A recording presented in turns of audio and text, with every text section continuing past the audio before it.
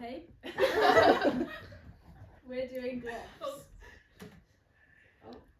GLOF, glacial outburst flood.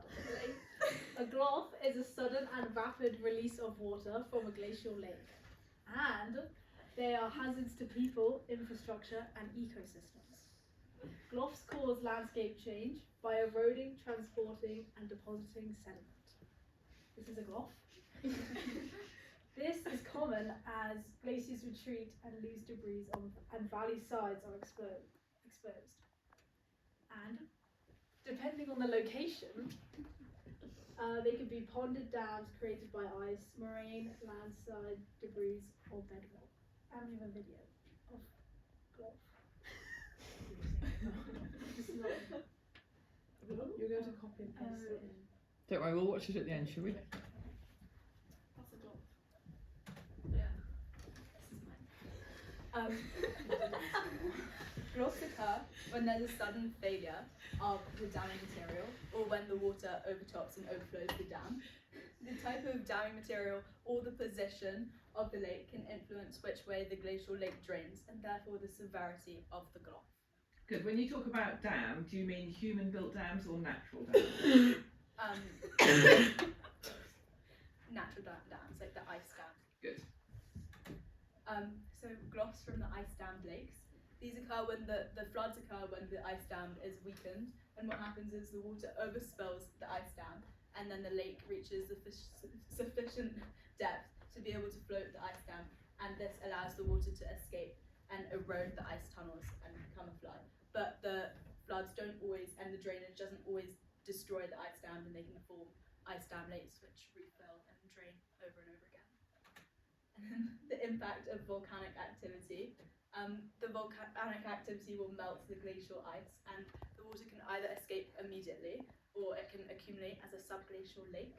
And when the ice can't contain it, the water will force a path through under the ice, and the lake will drain in form of a flood or GLOF. And this is an example: the Grimsvotn subglacial lake in Iceland. This flood lasted 2 days, and it was really bad and destroyed bridges, power lines, and roads, which meant that the damage was pretty expensive, $15 million US. Yeah, that's the GLOF video. I think that's fine.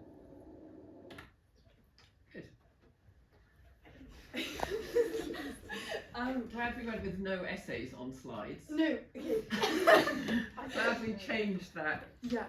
GLOFs from moraine dam lakes. Basically, the moraine dam lakes contain ice, and then it melts, and when it melts, the dam can be breached, and it forms a landslide, and it produces a displacement wave called a siege. Yeah. Which kind of like floods out, and then that causes erosion of the moraine, which leads to positive feedback and more erosion. An example of a moraine dam lake GLOF is Imja in the Nepalese Himalayas. Yeah. Okay, examples of large GLOFs from marine dam lakes is Moraine.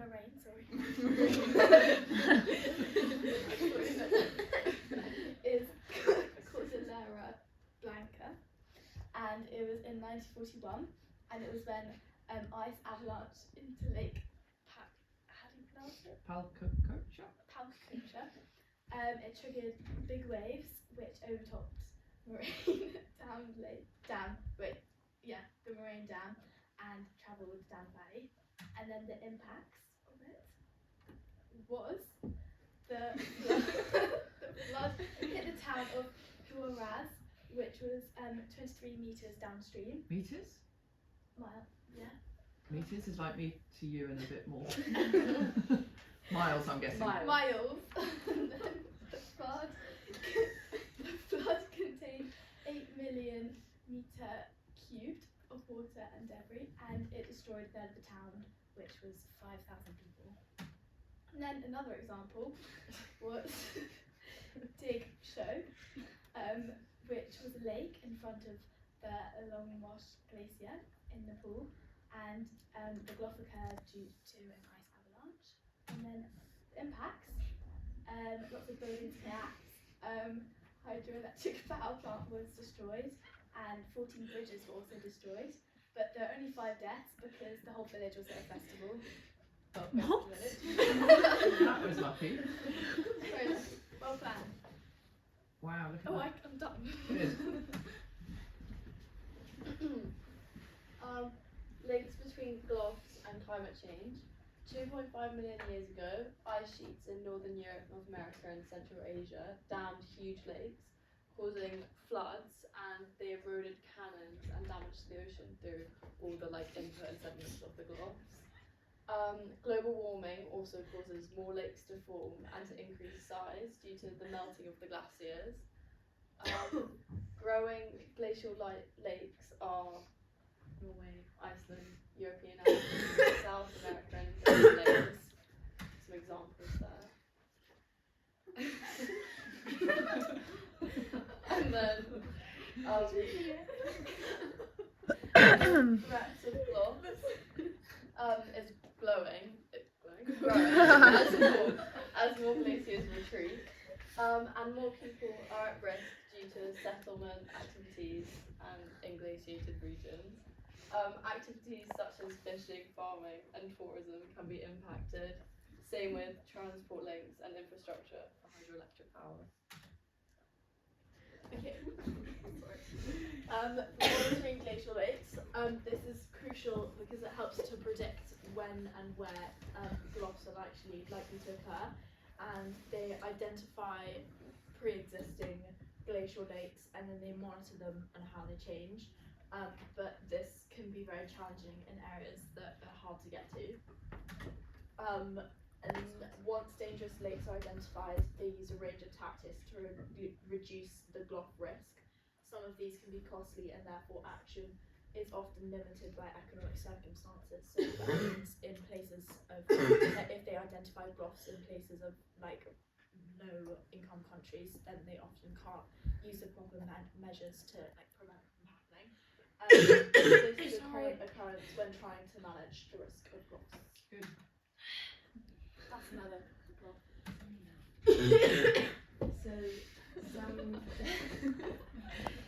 some risk management activities for GLOFS is hazard mapping and modelling and assessment, monitoring lake levels and dam stability, and strengthening bridges and building flood wetlands and dams. Some more. Pumping water from dangerous lakes to control the lake level.